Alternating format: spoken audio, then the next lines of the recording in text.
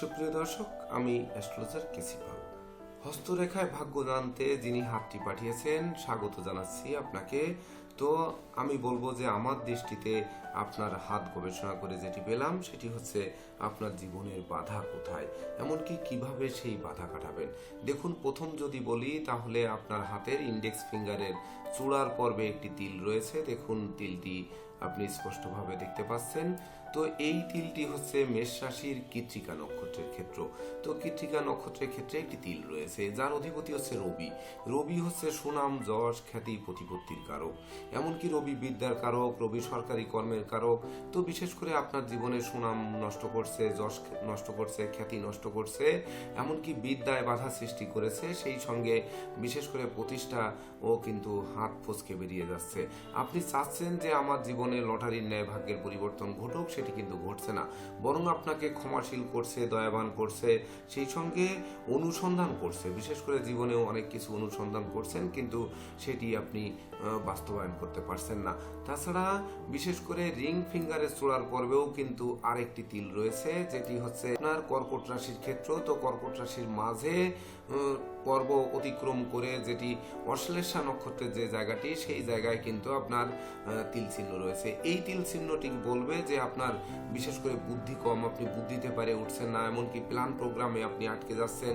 যে প্ল্যান করছেন সেটি শুরুর দিক ভালো হচ্ছে, কিন্তু শেষের দিকে গিয়ে ভালো হচ্ছে না। তাছাড়া আপনি মোটেই পরাজয় মেনে নিতে চান না। তো পরাজিত যদি আপনি না হন, তাহলে বিজয়ের আনন্দ আপনি কিভাবে অনুভব করবেন? সেই সঙ্গে আপনি প্রচুর ছোটাছুটি করেন, কিন্তু সেই ছোটাছুটিতেও কিন্তু ফল হচ্ছে না, অর্থাৎ যত দৌড়াদৌড়ি করছেন ততই যেন আটকে যেতে হচ্ছে। অবশেষে মনের ভিতর গুমরে গুমরে রাগ, জেদ, ক্রোধ, অহংকার এটি দানা বাড়ছে। তাছাড়া আপনি সবসময় চাচ্ছেন যে নিজে কিছু ভেঙে চলে নতুন কিছু তৈরি করি, কিন্তু সেটি আপনাকে তৈরি করতে দিচ্ছে না। তাছাড়া বিশেষ করে আপনার যদি দেখা হয় যে যে 4টি আঙ্গুল, আপনার এই 4টি আঙ্গুলের 12টি পর্ব মিলে কিন্তু আমাদের 12টি রাশি চিহ্নিত হয়ে থাকে। তন্মধ্যে বিশেষ করে আপনি যদি লক্ষ্য করেন তাহলে আপনার হাতে আপনি ভালো বুঝবেন। তো এই কনিষ্ঠ আঙ্গুলের গোড়ার পর্ব, যেটি হচ্ছে মীন রাশির ক্ষেত্র, সেই পর্বটি হচ্ছে বেমানান এবং নিচু। সেই সঙ্গে এই পর্বে হচ্ছে একাধিক ঊর্ধ্বগামী রেখা রয়েছে। তো এই মীন রাশি বিশেষ করে ক্ষেত্রটি, যেটি পূর্ব ভাদ্রপদ নক্ষত্র, উত্তর ভাদ্রপদ নক্ষত্র এবং রেবতী নক্ষত্র, এই 3টি নক্ষত্র হচ্ছে আপনার এই কনিষ্ঠার এই গোড়ার পর্বে থাকে। তো পূর্ব ভাদ্রপদ নক্ষত্র দেয় জ্ঞান, গরিমা, সূক্ষ্মতা, যেটি বৃহস্পতিও দেয়। কিন্তু আপনার হাতে কিন্তু বৃহস্পতিটি বিশেষ করে উঁচু নয়, অপেক্ষাকৃত নিচু বলা যাবে। যদিও আয়ু রেখা থেকে ঊর্ধ্বগামী 1-এর অধিক রেখা হচ্ছে আপনার এই বৃহস্পতির ক্ষেত্রে গেছে, কিন্তু তথাপিও আপনাকে প্রতিষ্ঠিত হতে দিচ্ছে না। কেন দিচ্ছে না? আপনার জীবনে কেন বাধা সৃষ্টি করছে, কেন যশ নষ্ট করছে, কেন খ্যাতি নষ্ট করছে, কেন বিশেষ করে এই কনিষ্ঠ আঙ্গুলের গোড়ার পর্ব দিচ্ছে মাথার ঘাম পায়ে ফেলে আপনি যে পরিশ্রম করছেন, সেই পরিশ্রম বিশেষ করে বাস্তবায়ন হচ্ছে না, এমনকি প্রকৃত কর্মফল আপনি পাচ্ছেন না। সেই কর্মের মাধ্যমে আপনি উন্নতি করতে পারছেন না, এমনকি জীবনে যেন বিদ্রোহ, ফাটল, ক্ষয়ক্ষতি, লোকসান, ধ্বংস, বিপর্যয় যেন দানা বেঁধেছে। তাছাড়া আমি প্রথমেই বলেছি যে বুধ, যেটি বুদ্ধি, সেটি কিন্তু আপনাকে দ্বিখণ্ডিত করে ফেলছে, অর্থাৎ বিশেষ করে আপনি বুদ্ধিতে আটিয়ে উঠতে পারছেন না। যেটি আপনি করবেন বলে ভাবছেন সেটি শুরুর দিক ভালো হচ্ছে, কিন্তু শেষ দিক ভালো হচ্ছে না।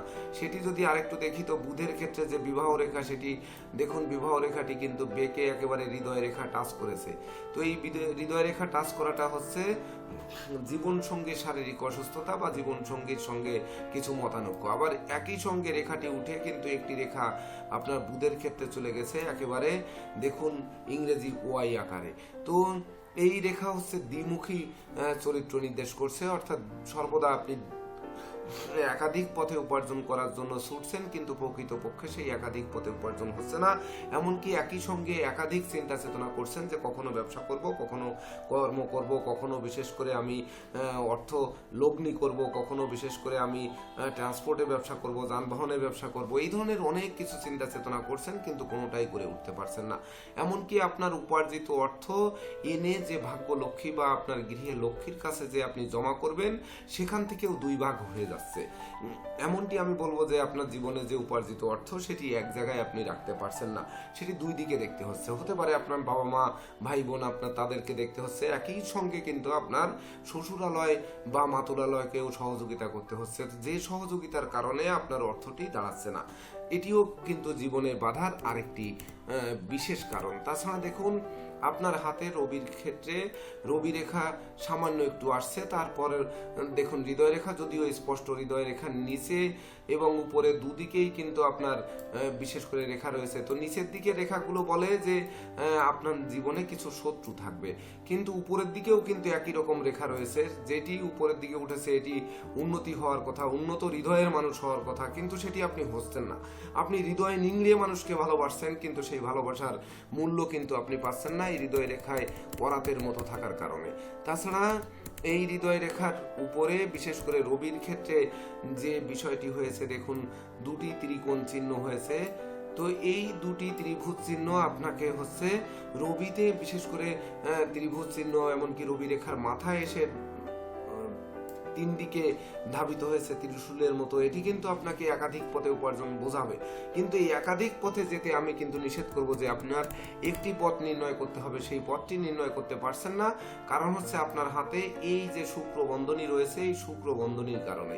এই শুক্র বন্ধনী আপনাকে স্থির হতে দিচ্ছে না, স্থায়ী সুখ দিচ্ছে না, স্থায়ী শান্তি দিচ্ছে না, স্থায়ী প্রতিষ্ঠা দিচ্ছে না, এমনকি বিশেষ করে শিল্পী শিল্পবৃত্তি বা গান বাজনা আঁকা লেখা এগুলোর দিকে যেতে দিচ্ছে না, কর্ম করতে দিচ্ছে না, আধ্যাত্মিকতার দিকে যেতে দিচ্ছে না, অর্থাৎ জীবনকে কিন্তু আটকে দিচ্ছে এই শুক্রবন্ধনী, এটি কিন্তু খেয়াল রাখতে হবে।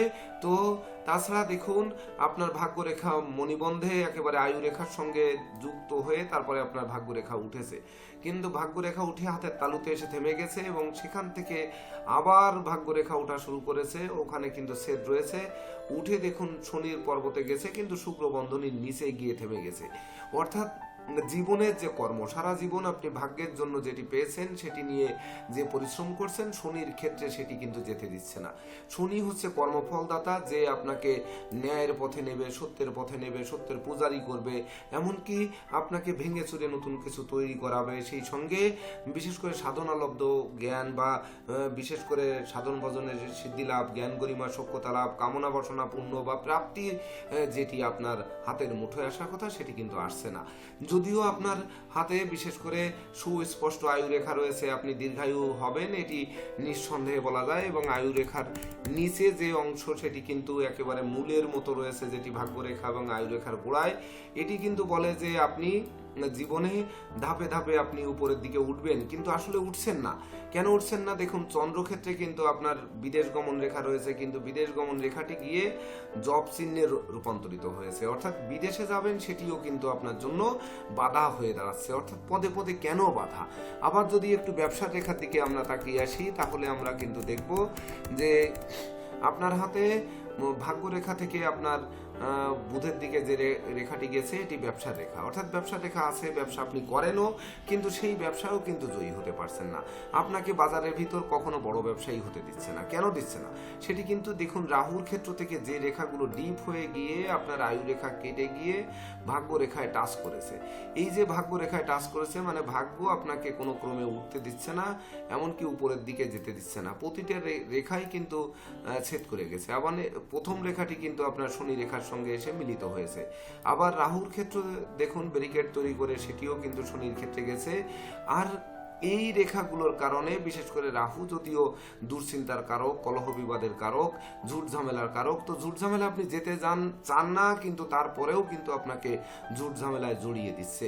সেই সঙ্গে যদিও আপনার হাতে বিশেষ করে ভালো একটি দিকও কিন্তু রয়েছে, সেই ভালো দিকটি আপনাকে সকল বাধা অতিক্রম করাতে পারে। সেটি আবার একটু দেখিয়ে আসি, সেটি হচ্ছে আপনার এই যে মণিবন্ধের উপরে আপনার শিকড়ের মতো যেটি হয়েছে ভাগ্যরেখার গোড়ায়, এটি কিন্তু আপনাকে মজবুত জীবন দিয়েছে।